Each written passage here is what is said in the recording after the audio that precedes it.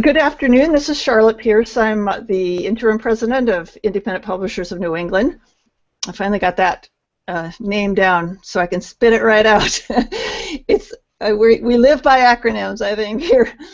Anyway, we call ourselves IPNE, and IPNE.org is the organization website, and we're involved in a number of really dynamic things right now, planning our conference and book awards in the spring, and we're coming up on our annual meeting here in Cambridge, Mass, on December 6th. So if you're in the area, we'd love to have you stop by and just go by ipne.org to get the coordinates on that. But I also publish. I'm the CEO of a small publishing company, and I keep it small for self-preservation, I think, called Pierce Press, piercepress.com, and I do alternative education and family activities and travel, and there's a children's imprint on that too. So my special guest today is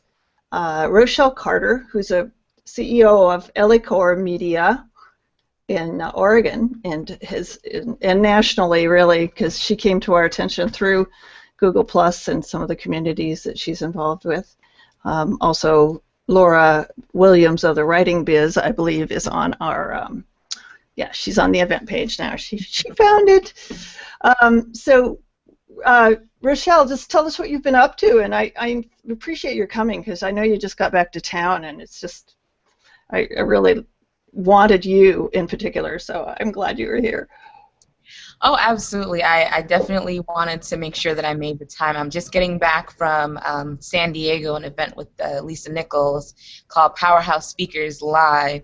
It was amazing, at an amazing location, and so I was really happy to be there. Sorry, I'm going to find the light again, because you are the light. Hey, isn't that what models do? They find the light. I'm going to pretend I'm a model today. Yeah, well, you look great. I love that sun. So it does get sunny in Portland, huh? It does. You know what's really funny is that sun is shining down on me. If I go outside, it's freezing cold and super windy. It's a lie. The sun is a lie. But I'm inside, so I'm protected. I just get the sun. I don't get the other. So I'm the publisher at Ellechor Media, and currently what I'm working on, I'm actually working with a partner, Sharon Jenkins, and we are getting ready to launch our 2-book series for Christian authorpreneurship. Mastering the Business of Writing is the title of Sharon Jenkins' book, and Mastering the Business of Publishing is the title of my book, and just really taking the concept of author entrepreneurship, and bringing it to a specifically Christian standpoint, because I have 3 imprints, and one of them is a Christian traditional publishing imprint, Ellechor Publishing House, and that's one of the things that I'm bringing to that community, both for my authors, but also for other local Christian groups like the Oregon Christian Writers Association. So I'm just busy. I'm also launching a new program called Brand Your Expertise with the Book. How that's funny, you just went to my website. Yeah.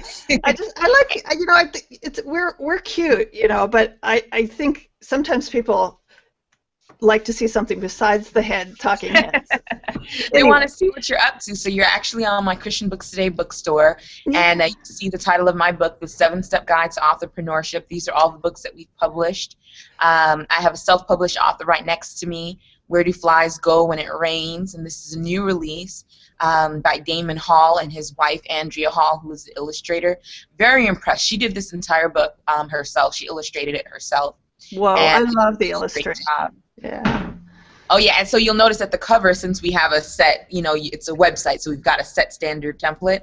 So what we did was to put the cover on top of the back cover. And so cool. Then the next No, that makes sense. That works, yeah. That gives you because it's a landscape style book. It's for kids, so it's one stop visual stop. One Stop Visual, yeah, exactly. And this is a new release coming out in March 2015 called The Induction. It's the final book in a trilogy, in a young adult trilogy by my author Melinda Louise Bohannon. She's got 2 other books. The first one, The Inner Society, is actually an award-winning book. She won 2 awards last year for Best Christian Book and Best Plot. Wow. So is it a Christian-themed, like, mystery? It looks very intriguing.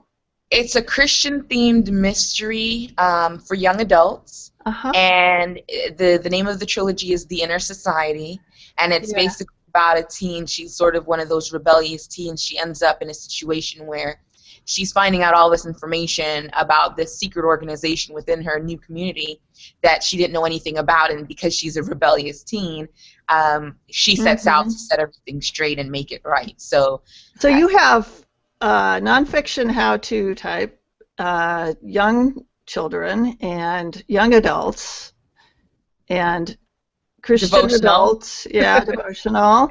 And Christian romance. Those 2 are Christian romance, historical and modern. I love your covers. Who does your covers?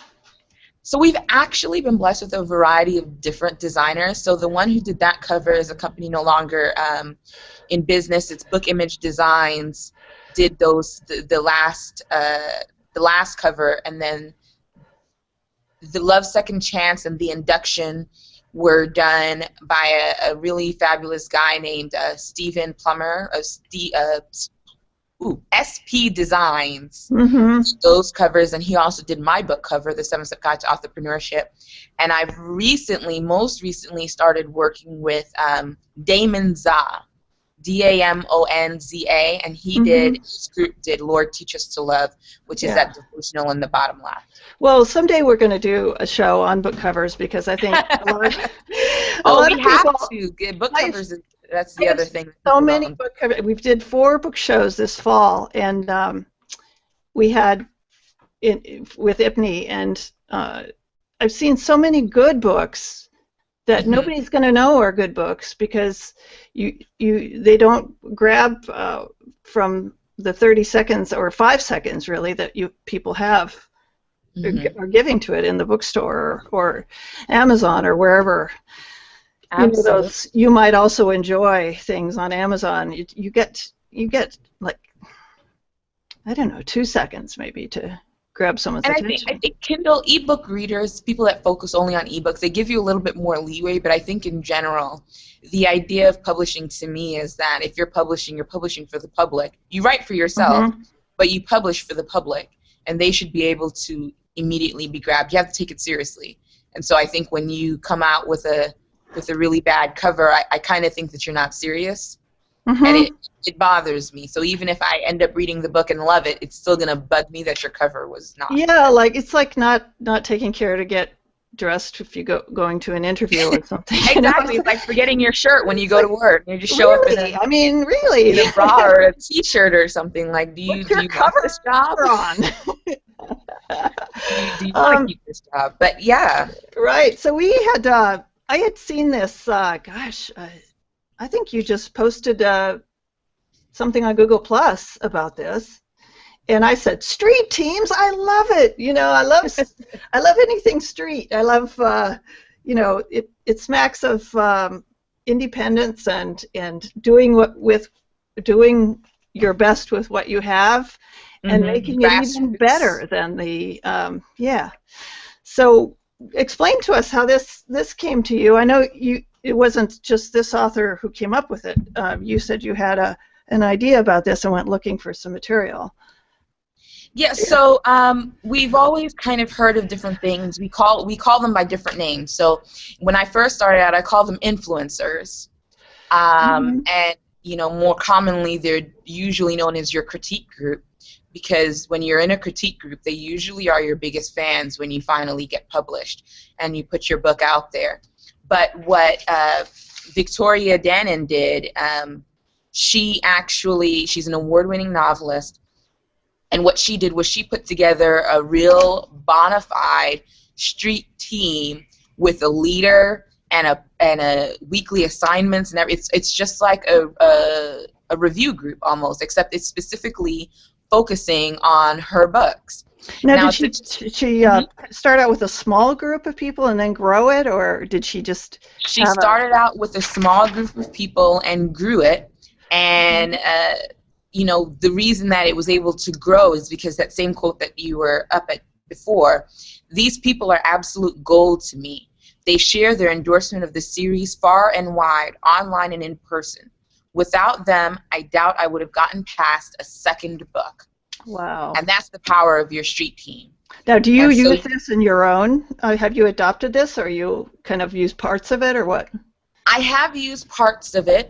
So again, I said I called it influencers, and so what I had done was I had just set up sort of a standalone website, a standalone link, and it had daily assignments for my launch week. It was a 7-week launch, and it was very basic, and I didn't have an assistant really manage it. I tried to manage it myself and tell people thank you. I sent out lots of copies of the book to my influencers, right? One for them to keep, one for them to give away. And they actually did a really great job with that. I ended up, when my book launched, I ended up with over 15 endorsements from industry professionals and about 30 plus reviews. And so right now, and this is before the launch, so now up on Amazon, I've finally been able to get people to post them up on Amazon. So I'm up to 32 reviews on Amazon, 4.8 stars. That's a lot of work. And that's pretty good stuff, yeah. Yeah, I think her method would have made my life so much easier, because the first thing she did was get a volunteer to manage the street team. And so that's the other piece, is it's not... Sorry? We've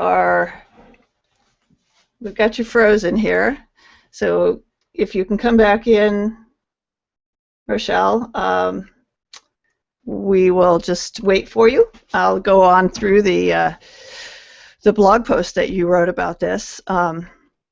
It's really quite captivating, the technique, and very practical, very concrete. I know that Rochelle added some of her own ideas. But how to create your team that's kind of what I've been.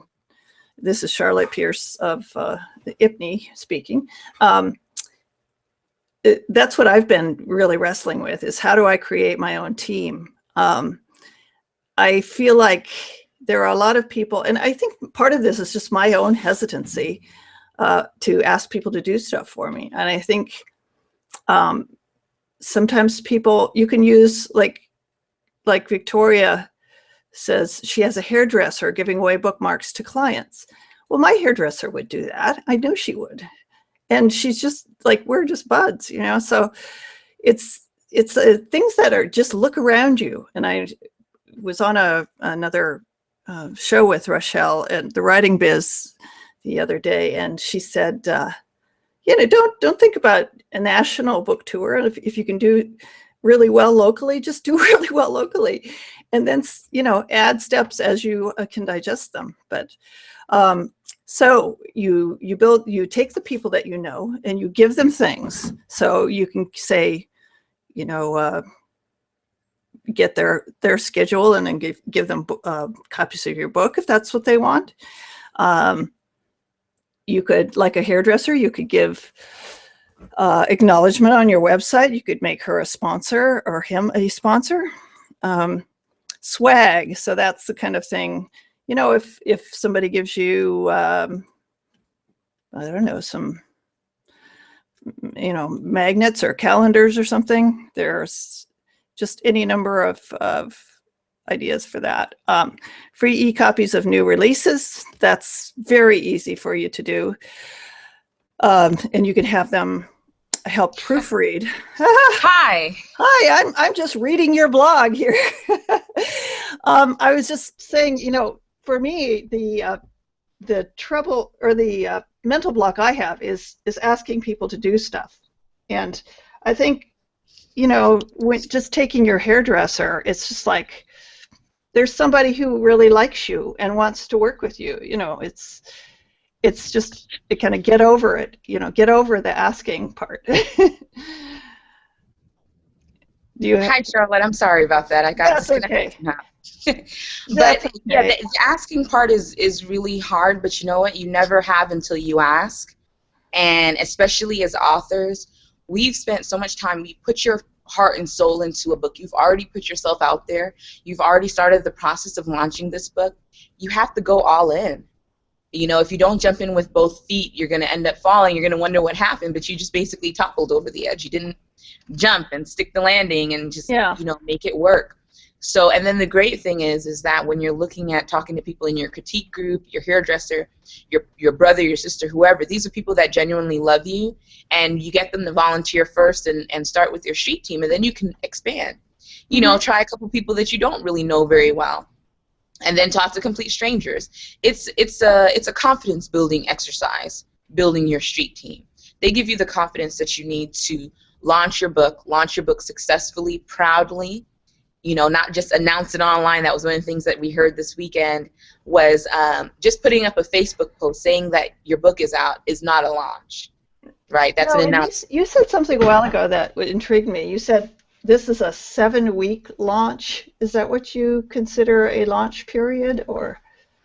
So I did a 7-week launch because I have 7 steps in my guide to entrepreneurship. Okay. I think your launch starts at least 9 months before your book actually comes out. And so you give yourself ample time to really plan things out. A lot of people only really give themselves 3 months. And I think 3 months is doable. It's just more intense. Right? Yeah, if you're sitting down to do everything that you need to do within 3 months, I think that that puts a lot more pressure on you. Whereas if you space it out, you can slowly build your author platform, get comfortable with social media, get comfortable with the ask. Would you like to be on my street team? Get comfortable with recognition. You know, a lot of times you'll see one of the other girls that I know that's writing, Shanda Renee. She does a thing where she gets up and she does a quick video. Every time people voted for her and supported her, she did a video to say thank you. You know, that's really easy to do. It's not complicated, but it makes your team feel valued and appreciated, and so then they keep doing more for you. Yeah, so do you have kind of a checklist, or so you said maybe you have a separate website for people to come to that are on your street team. Have a place to congregate. Set up a private Facebook page or Google Hangout. Yeah. Exactly. So you have to be able to. So number 1 is the volunteer force. Number 2 was having a place to congregate. Knowing, you know, you setting up a Facebook page, having a Google Hangout maybe once a month, just to say hi, thank you. You guys are doing a great job. Even Goodreads has groups. I don't know how interactive the Goodreads groups are for something like this. I personally would prefer a Facebook private secret group. You set up your rules. The 3rd step. Right, so making sure that you define what your objectives are and your codes of conduct. So even if they don't like your book, and because they may not, your street team is not your pat you on the back no matter what you do team. Right, that's a good point. Yeah, they're there to help prevent you from making mistakes. And so to help you get better. Yeah. Exactly. Yeah. But you do want to set up your code of conduct so that they know to be constructive in their critiques. Right, of yourself, of each other, of other readers that they go look at. You don't want your street team out there bashing other writers, right? That's not proper behavior. Right. So you set up your rules, how they need to behave, define your objectives. And if you click that link that's there, you'll see a couple of Victoria's rules that she has set up. Number 4 was have rewards. So that's what I was talking about before. Communicate with your team, letting them know what's going on, telling them thank you, build the hype with them so that they can also build the hype with your prospects. So her street team is called the A team, and she called them the A team. She named them, and she called them the A team because it's a connection to some items in her book. I'll be honest, I have not read any of her books. I downloaded it and I tried to read it, but it's really not my target genre. Well, there's that show, the A-Team. Remember that? There is the show, the A-Team, but I think there's like an inside joke with her street team about what the A-Team means, and she says so in some of her communications, and so I just thought it was awesome. Sure, yeah. And then the last thing is keep them on the pulse. So one thing that I was able to experience this week, and I can't tell you specifically what, but the people that were in the room present and on the live stream we were privy to a specific piece of information that no one else would know for a long time. And we participated in some activities that, you know, at the time it was just fun for us, but in the future she's going to be able to go back and use it for her promotion. You know, not just to get bids for her book, but also to have people be excited, you know, bringing it to the masses, bringing it to the public. Look, we're already ready for this. You know, you get hyped too. She's building the momentum with us. And we felt we're not her street team, but in a sense, when she did that, she made us her street team because she built the hype with us, she built the momentum with us, and she let us know something that nobody else knows yet. And so now I have a secret, and I can't tell you. Right. So little things like that really, really help to keep the momentum and keep them focused on what you're doing and keep them excited. Yeah, so like for the day trippers, I've got a new manuscript almost ready to go, and I you know, what I'd like to know is, you know, what people out there really think of it. Like, are they finding it really useful? And or you know, I want to know, you know, if that museum is really, you know, if our review is really accurate, and that would really help to have a team like this for mine. Absolutely, and you start by finding your target audience. So that's one thing that I'm not sure if I mentioned it earlier on in the article or not, but your street team is not necessarily any and everybody. Your street team should really primarily consist of your actual target audience. So when I say your mom and your friend and your hairdresser, these are people that fit your target audience ideally. So if they don't fit your target audience, then you don't necessarily want to ask your hairdresser to be on your street team, because that's not who you're writing to. Yes. But if if she loves romance novels or loves Christian fiction or loves to take trips and travels frequently, you know, then that's your target audience, and you can talk to those people. Yeah, good point. You need to have people who are actually, it's not just your 85-year-old great aunt. It's if you're doing family day trips, it's the hairdresser with 2 little girls. Exactly. Yeah. Exactly. So and then the last one here, I highlighted it briefly, was well, just keep them on the pulse. Yeah, and we kind of touched on that. Ask them what's, you know, to give you feedback, and then get their permission to do it again. So what's an example of that? How would you phrase that to your? Well, so when you write one book and everything's gone well and you've got your street team, they're still helping you promote it. I think a part of keeping them on the pulse, even throughout the launch of your first book and post-launch of your first book, is letting them know, hey, I'm working on my second book already. Who's interested in continuing on with me? I'm going to provide you guys, so this is where you reward system, right? You know, if you're interested in continuing on and continuing with my street team, I'm going to provide you with some sample copies from my manuscript. You know, I'm going to let you guys give input. You get to name a character is one thing that some people have done as a reward, but also allows you to solidify your team to continue moving with you. You know, you host a contest and you say, in my next book, the second book to the series, or my next book that I'm working on, if you, you know, submit your critique by such a date or do a review by such a date, you get entered into a contest to name the main character in my upcoming book. So little things like that, you just want to take your rewards and the focus of keeping them on the pulse. You want to tie that into whatever you're working on next.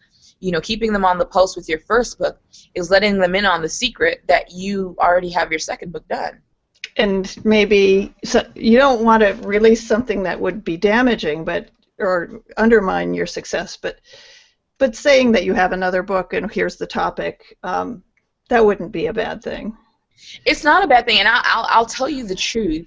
Once you're done with the first draft of the manuscript and you've done a little bit of editing, letting them see that advanced review copy before it's even really an advanced review copy, I'm talking like just an email, PDF, this is what I'm writing right now. Like you treat them a little bit like a critique group, but not too much. So like you said, you don't want to necessarily give them your brain dump, but you want to provide them with something that no one else is going to get. Yes. So early access to reviewing your manuscript, taking a look, giving you feedback, right? So that you know using them as beta readers.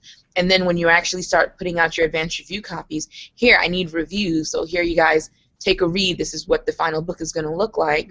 And I need you to post your review by such a date so that when we do our launch, we're ready. Yeah, and I think and then when the book actually comes out, sending them a signed copy, send them a signed T-shirt, whatever else the final reward is that you want it to be. Right. I think yeah, just being mindful of them, not just to exploit them, but to, you know, as valued partners is probably a good thing. Yeah, and you don't want valuable feedback that you want to hear before you're done and published, because then it's too late.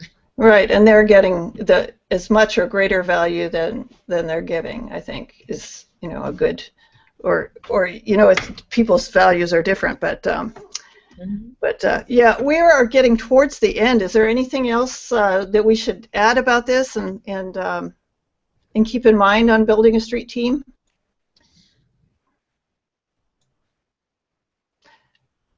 I put we have a freeze up again. But anyway, I put a lovely comment on here, Rochelle, and thanks for being on IPNE Office Hours today. I wanted to mention that if Rochelle can come back on, that's fine. There she is. Yeah. I love this. Next week, I'm trying to get the author of this book, Shel Horowitz, who's this is an old copy of the book, but he publishes it now with an update, a frequent update of the first 2 chapters. So he's got a lot on social marketing now. I think this is maybe 10 years old, but there's so much street team stuff in here, you know, some of those principles. And Shel is going to, he's one of the original founders of the Independent Publishers of New England, and we are really thrilled to have him coming on next week. Rochelle, I'd love to have you as well, and I'd try and get you a little more advance notice. So here's your notice. I should be ready next week. But I did want to say my last thing, which right was, now, Rochelle. I'm sorry? But, yeah, I know. I'm sorry. Oh, no, I was just going to say that the last thing I was just going to add was have fun with your street team. Can't hear you. Oh. Anyway, let's stop the broadcast, and we will have Rochelle back on as soon as we possibly can. Thanks everyone for joining us. Please visit Ellechor Media, ELLECHOR, Ellechor Media, and follow Rochelle's blog. It's a terrific piece if you're an independent publisher or author. Thanks.